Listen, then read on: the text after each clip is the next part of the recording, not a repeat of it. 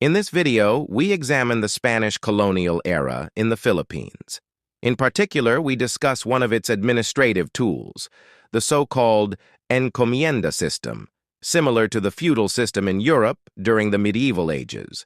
It was designed primarily by the Spaniards as a fiscal and labor organization rather than a mechanism of private land ownership. It was a Spanish colonial institution in which the crown granted a person, called the encomendero, the right to collect tribute, the equivalent of modern-day taxes, and labor from a group of indigenous people. This was in exchange for providing protection and religious instruction without granting legal ownership of the land. Encomenderos were entrusted by the crown to collect tribute and provide religious instruction to the indigenous population. However, they did not hold legal title to the lands under their supervision. The title remained in the possession of the Spanish crown.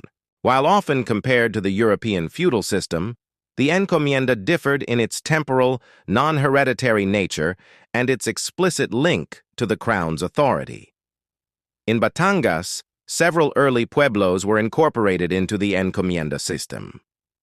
The 1591 Relación de las Encomiendas Existentes en Filipinas, an administrative colonial book, enumerates Balayan, Bombon, or what is presently known as Taal, Lipa, and Tanawan as principal Batangas encomiendas. Prominent encomenderos included Spanish conquistadors and their heirs. Among the early ones were Francisco Rodriguez, who was granted the land in the area of what is presently the city of Batangas.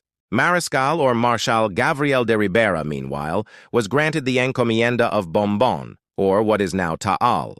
The others included encomenderos, a person named Cochala, an accountant who was given the encomienda of Balayan, and one named Medrano, who was given Galban, or what is now San Juan.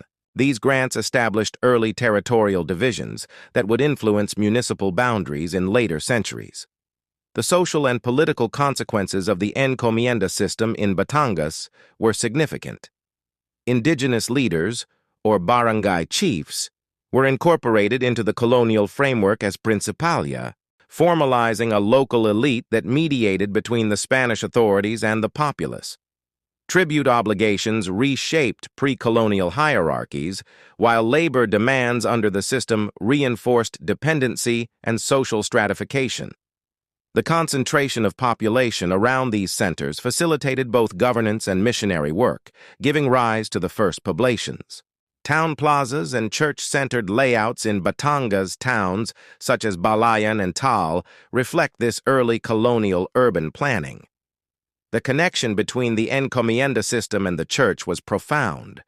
Augustinian friars administered religious instruction and supervised moral and fiscal obligations within the encomiendas. Over time, many Batangas encomiendas transitioned into ecclesiastical estates, illustrating the crown-church partnership in land administration. These estates were used to produce tribute crops including rice, cotton, coconuts, and, in some areas, indigo and cacao.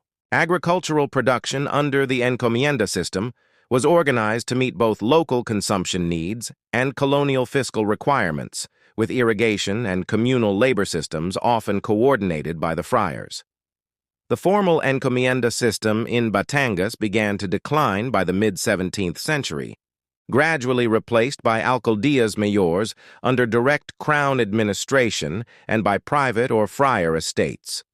Residual tribute obligations persisted in some towns into the late 18th century, but the system's administrative and social structures had largely evolved into new forms of land tenure and governance. These transitions laid the groundwork for persistent patterns of landholding and local elite dominance in Batangas well into the Spanish and early American periods. The enduring legacy of the encomienda system is evident in Batangas's social, political, and spatial organization. Town boundaries, elite family estates, and municipal identities often trace their origins to these early colonial grants. Understanding the Encomienda system, therefore, is essential not only for historical knowledge, but also for appreciating how colonial policies shaped the social and economic fabric of Batangas across centuries. We hope this short history sheds some light on a crucial part of Philippine history. If you found this interesting, please hit that like button, subscribe for more historical deep dives, and share your thoughts in the comments below. Thanks for watching.